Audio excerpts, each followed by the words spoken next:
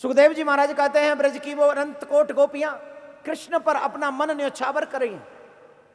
जिस गली से मेरे श्याम गुजरते हैं उस गलियों में श्याम की गोपियां, श्याम की दीवानियां खड़ी होकर उनके गुजरने का इंतजार करती हैं। और ये साधारण बात नहीं है। क्या हम आज तक रोते हुए, बिलखते हुए, इंतजार करते हुए, विरह में व्याकुल होते हुए कभी श्याम का इंतजार किया है? उसकी बनाई हुई दुनिया से मोहब्बत कर बैठते हैं, उसकी बनाई हुई संपदा से मोह कर बैठते हैं, उसकी बनाई हुई इस अपार भीड़ में हम लोग अपने आप को भुला देते हैं। लेकिन जिसने हम सबको बनाया है कभी उसकी तरफ प्यार की नजरों से देखा तक नहीं, कभी प्यार से उसे पुकारा तक नहीं। और हम कहे कि ब्रज की गोपी बन जाए तो कैसे बनेंगे? सुबह से शाम तक ब्रज की गोपी अन्न नहीं खाती।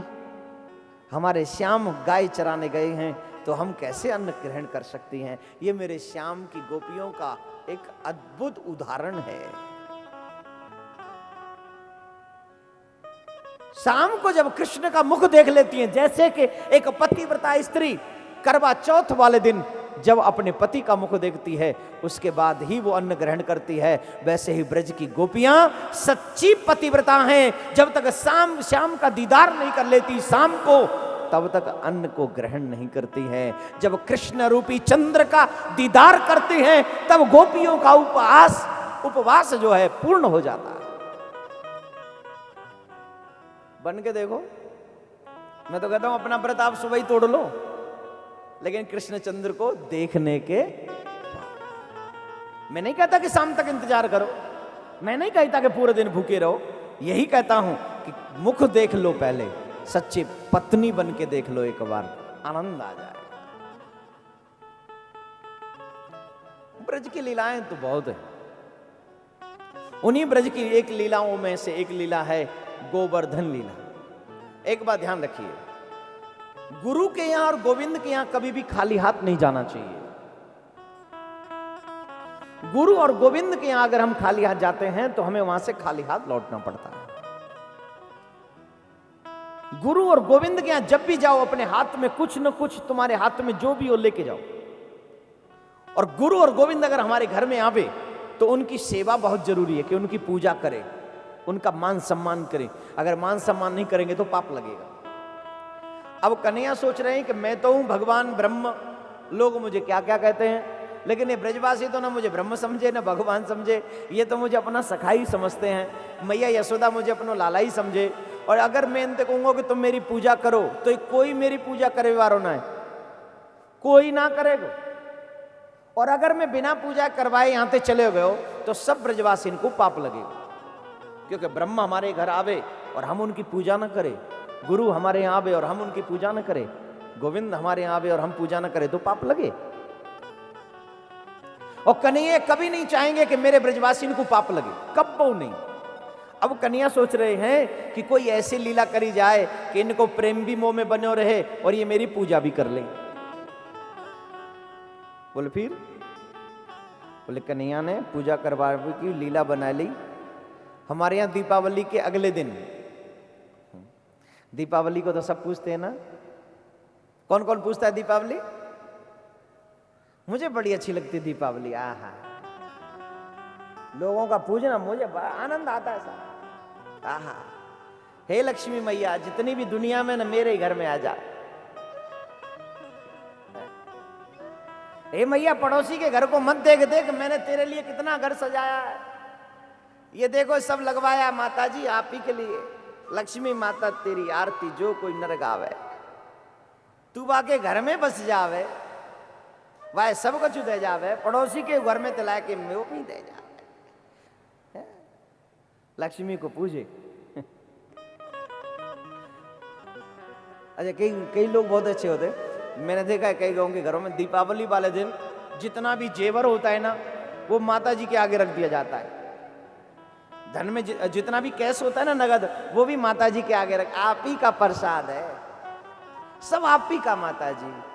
अच्छा, और थोड़ी देर माता जी को माता जी का दर्शन करा के फिर उसको तिजोरी में जाके बंद कराता। अब लक्ष्मी मैया ने पूछा तूने ये सब दिखाया ही क्यों था मुझे? और अगर दिखा दिया है तो कहीं जाके कुछ अच्छे काम में इतने धन को तो लगा ही दे, इन जेवरों को गरीबों में बांट दे, इसे धन से भंडारा कर दे। नहीं माता जी, थोड़ा ऊपर से ले ले। बोलो राधे राधे, जोर से बोलना पड़ेगा राधे।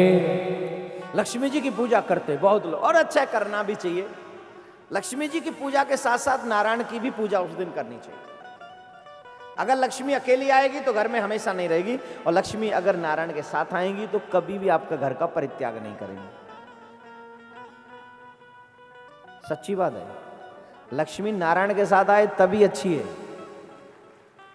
हाँ बजाओ बंदरो, देखा कितना प्यार है ना बंदर शब्द से आपको।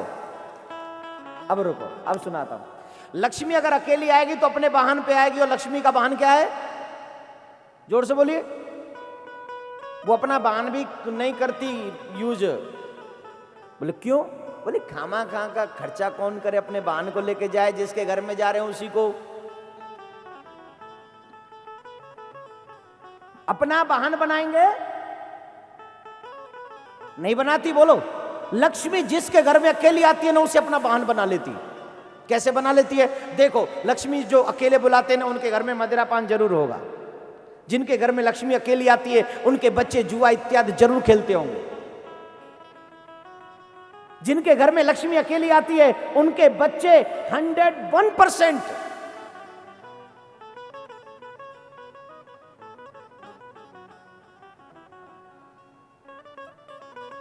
अब घूम लेके लालटेन कि लक्ष्मी जी कहां है तो बेटा जी कहां है,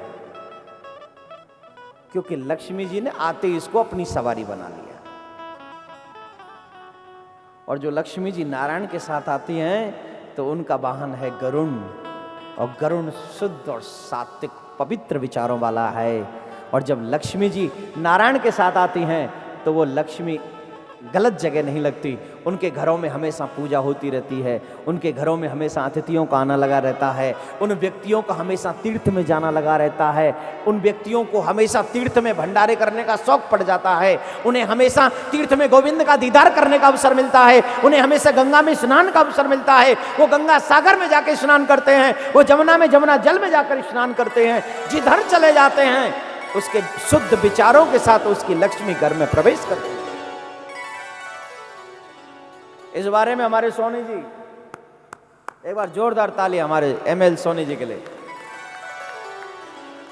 हमने सिर्फ एक बार कहा और विशाल आयोजन की कसम खा ली, और ये देखिए विशाल आयोजन है। भगवान अगर किसी को धनवान बनाए तो ऐसा ही धनवान बनाना जिससे एक के प्रयास से इतने लोग उसमें आनंद की डुबकी लगाते हैं।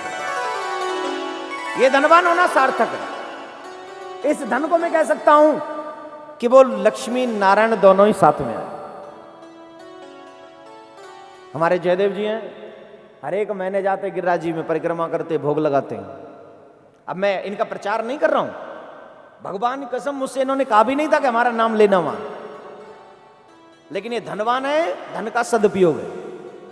जाते वहां परिक्रमा लगाते, भोग लगाते, भंडारा बांटते, और जिनके यहाँ लक्ष्मी जी अपनी सवारी पे आते ना, वो होटल जाते हैं,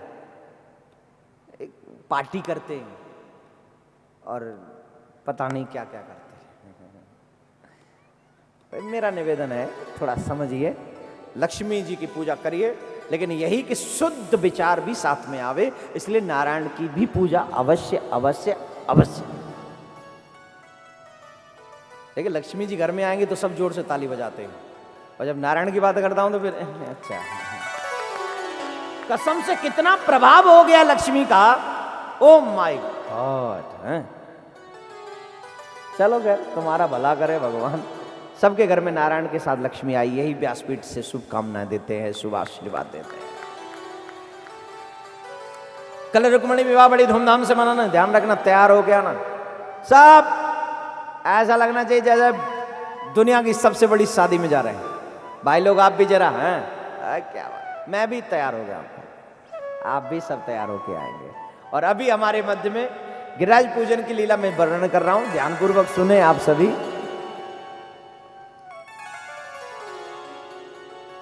कन्हैया ने सोचा कि कहीं ब्रजवासियों को पाप न लगे, इसलिए जिस दिन लक्ष्मी पूजन होता है दीपावली पे नेक्स्ट डे इंद्र की पूजा होती थी, तो मेरे प्रभु ने सोचा कि मैं अब अपनी पूजा करवाऊंगा। ये सोचकर मेरे कन्हैया ने गिरिराज महाराज की पूजा करवाने के लिए सब ब्रजवासियों को एकत्रित किया। सब ब्रजवासी ने कही कि चलो भैया गिरिराज महाराज की पूजा करेंगे। अब ब्रजवासी पूछ रहे ये गिरिराज महाराज कौन है? अरे बोलिए ये मेरा देवता है, और ये इतनो अच्छो देवता है कि यही हमेशा मेरे समय समय पर मेरी रक्षा करे है। और ये ऐसा देवता है कि तुम जा देवता की पूजा करो ना, ऐसे देवता ने तो नित्य खिलावे भोजन देवे।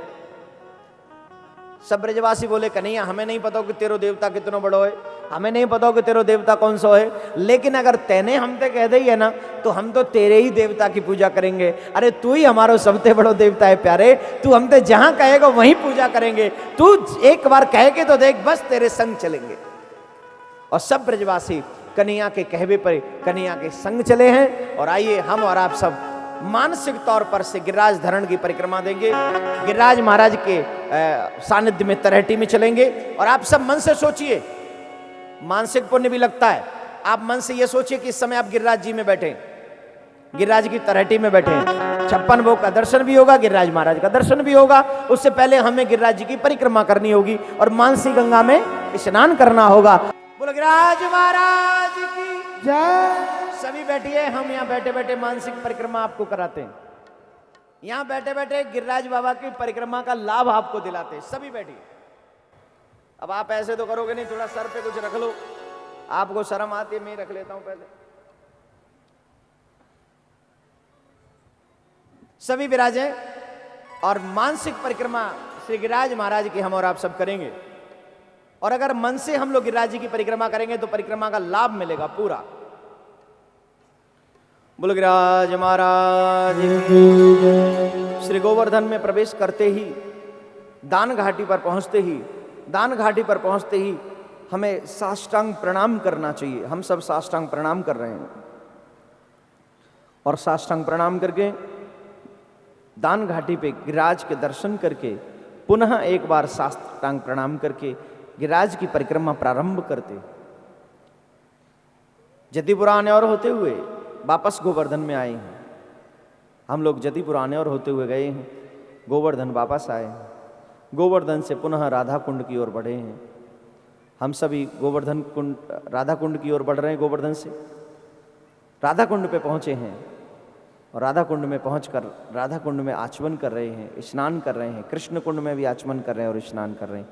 और फिर गोवर्धन पहुंचे, गोवर्धन में परिक्रमा पूरी की, दान घाटी पे पहुंच के साष्टांग प्रणाम हम और आप सभी कर रहे हैं। बोलो गिरिराज महाराज की।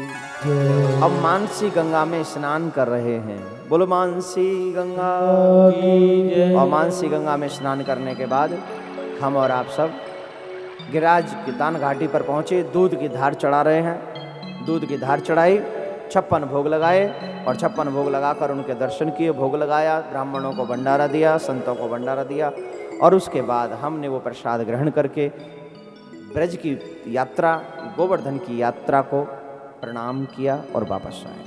बोलो गिरिराज महाराज की। अब आप सभी शर्मा जी कुछ कहेंगे और उसके बाद हमारे गिरिराज महाराज के दर्शन करेंगे। पहले 56 भोग के दर्शन करेंगे आप सभी और जय घोष जोर से करेंगे आप सभी। बोलो गिरिराज महाराज की जय। गिरिराज महाराज की जय। गिरिराज धरण की जय। मानसी गंगा की